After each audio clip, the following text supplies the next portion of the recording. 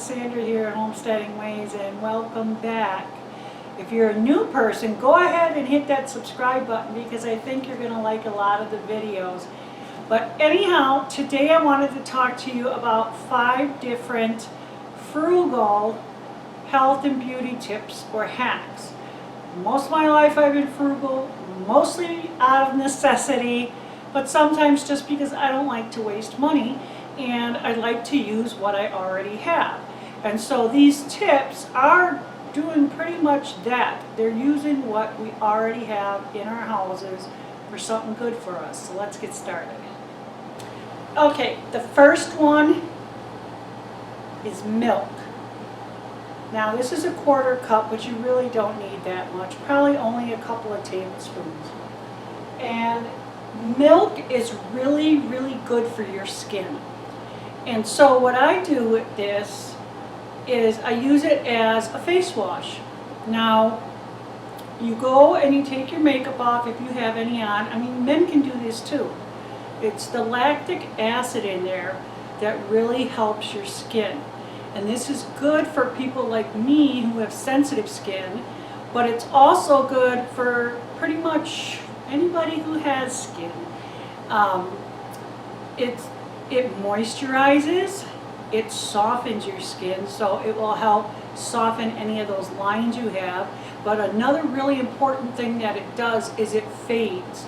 So if you have any freckles or sunspots or whatever, that will help to fade them. And over time, if you continue to do this, it will also help to firm up your face because it helps to build new collagen. It's very friendly for mature skin, to say the least. But one thing I want to mention is if you have acne-prone skin, then use like a low-fat milk or even a buttermilk. But if you have more of a normal type skin, combination skin, dry or sensitive, then go ahead and do what I'm doing, and that's whole milk. That's what I drink, so that's what I'm going to be using, and it works great for me. Also, I get a lot of those little blood vessels, you know, where your face ends up looking really red. This really helps to tone that down. So if you get redness, it will help take the redness out. So if you do this twice a day, you know, morning and night, you're going to see some really great improvements in your skin. And all you're going to do is you're going to soak a cotton ball in your milk. If you want, use 2. Use a big one, whatever, it doesn't matter. And then go ahead and wipe it all over your no makeup face. And you can also use it on your neck if you want. Now the longer you leave this sit, the better. You know, like up to 5 minutes would be great. But if you can't, then that's okay too. Just, you know, really work it in pretty well. And then get yourself a wash rag and just, you know, get it really wet with lukewarm or cool water. Just wipe your face gently. Just wipe that milk off. You don't have to scrub or anything like that. The milk itself actually does act as an exfoliant too. And then just let your face air dry or pat it dry real lightly, and then you're good to go. Okay, on to our next tip. And this one involves oil. And in fact, so does the one after that. But let's go ahead. So what you're going to do is you're going to make your own exfoliating scrub. Many of you already do this, but maybe some of you didn't know that you could do it. So you're going to get yourself some kind of container. This is a jar, a glass jar, and you're going to pour in here. This is olive oil.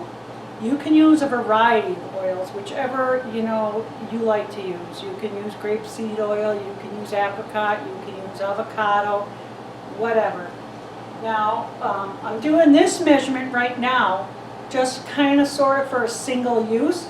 So you're going to pour about, I'd say, 1/4 of a cup. I usually eyeball it. So I'm going to get that in there.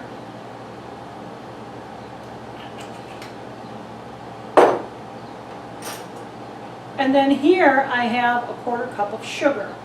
And I'm going to put that in there. And I'm just going to mix it around. You want it, I guess it's kind of preference. I like mine a little on the soupy side, not thick and crumbly, because then a lot of it will just like fall out of your hands. So it is exactly how I want it to be. Now if you want, you can most definitely go ahead and add some of your favorite essential oils to this if you want to give it a nice smell. Now I would use this. This to me is like pretty much single serve for like your legs and your feet, maybe your elbows too. If you want to use this on more sensitive skin, like maybe your chest and your neck, try and use a more finely granulated sugar. It would just be a little bit softer. So if you happen to have some super fine sugar, or you just want to throw it in your food processor or something, grind it up a little bit more, go ahead and do that. Now this will last a really long time, so if you want to make a bigger jar of it, go right ahead and do that, and you know, just keep it sealed up tight and then use it every time you want. Every time you take a shower or every time you take a bath, and your skin will feel fabulous. You'll come out feeling so silky smooth, it's great. Although I have heard that you really shouldn't exfoliate more than twice a week. So you might want to do what you want to do. Do what you think is right, I suppose, huh? And then our third tip with oil is, I'm using the olive oil again, and this one's for your hair. I'm sure a lot of you have heard of hot oil treatments. I used to buy them in the stores years ago. I can't believe what I spent on that now that I think of it. But I used to buy the Vail 5 hot oil treatments. You know, you put them in a cup of hot water while you're in the shower, and you know. So, but this is way more cost effective and better. So what I do is, again, I pour in about a 1/4 cup. Now you're going to maybe change your measurements depending on how long and thick your hair is. So I put about a 1/4 cup or so in here. Warm it up in the microwave for, I'd say, about 30 seconds. You don't want it hot.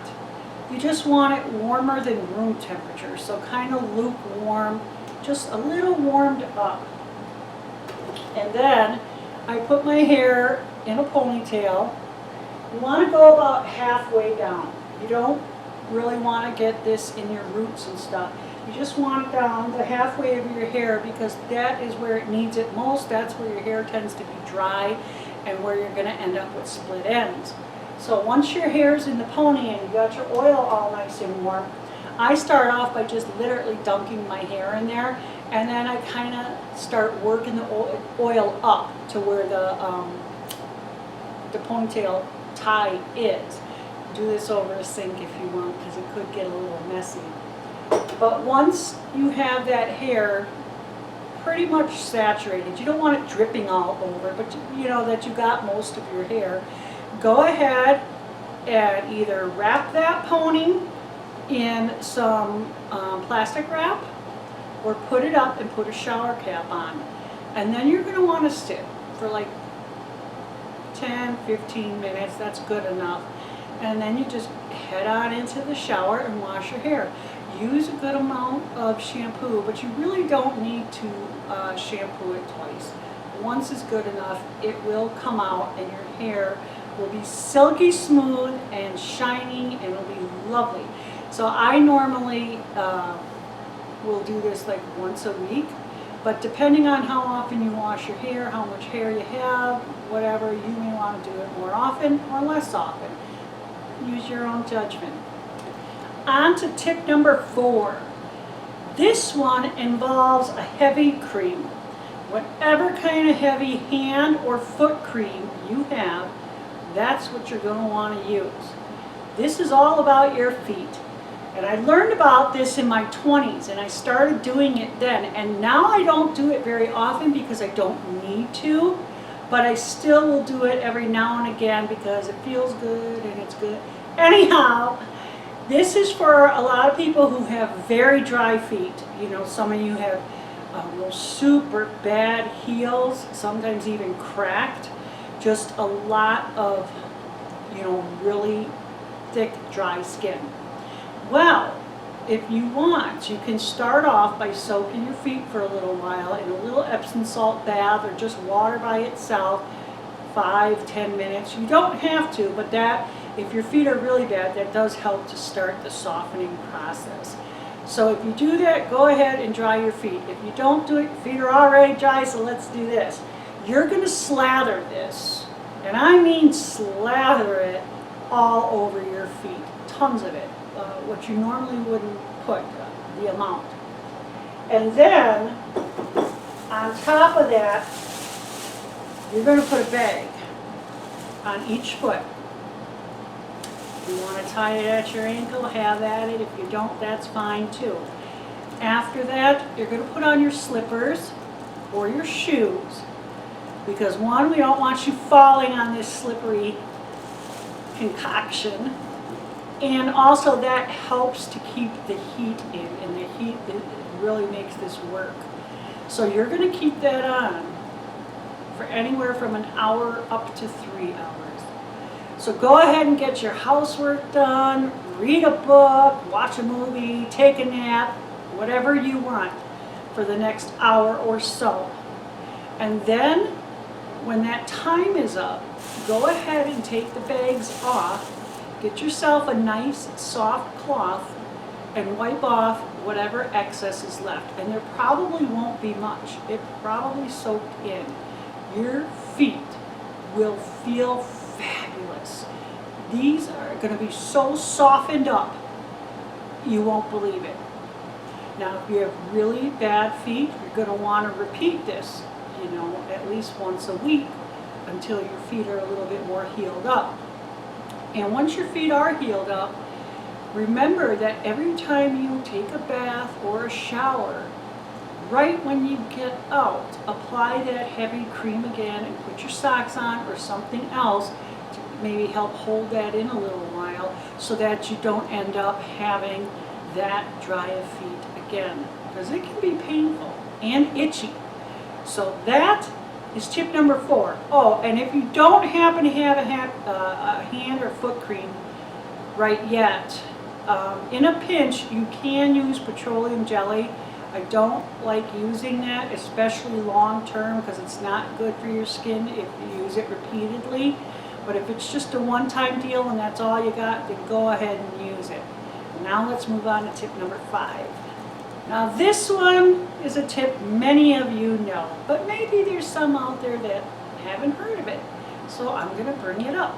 Headaches. If you have a headache, one of the best things I have found, especially for tension headaches, is lavender essential oil. I'm sure you've heard of it over and over again, but it really does work. When I get those headaches, first thing I do is I like to just take the lid off and just inhale a little bit. It just gives you this automatic feeling of relaxing. Then take a couple of drops and just right here over on your temples. Now sometimes I've had some sinus headaches and I've even put it here and here. You got to judge your own skin and your sensitivity. In fact, if you've never used lavender on your skin before you put it here, go ahead and test it out on like the inside of your arm where the skin is a little more sensitive, to make sure, you know, that it works for you. And this is another oil that I use in conjunction with this. You don't have to. The lavender is really good all by itself, but I happen to like this, and this is camphor. Now camphor, a lot of people think, that's for cold and whatever, and yeah, it works great for that. But camphor, just the smell of it gives you this feeling of like well-being. You know, I don't know how to really explain it, but it really will help with your headaches. So again, you can just take a little smell of it like that, or go ahead and maybe get yourself a little teaspoon and mix a few drops of both of these together, and then go ahead and put them on your temples.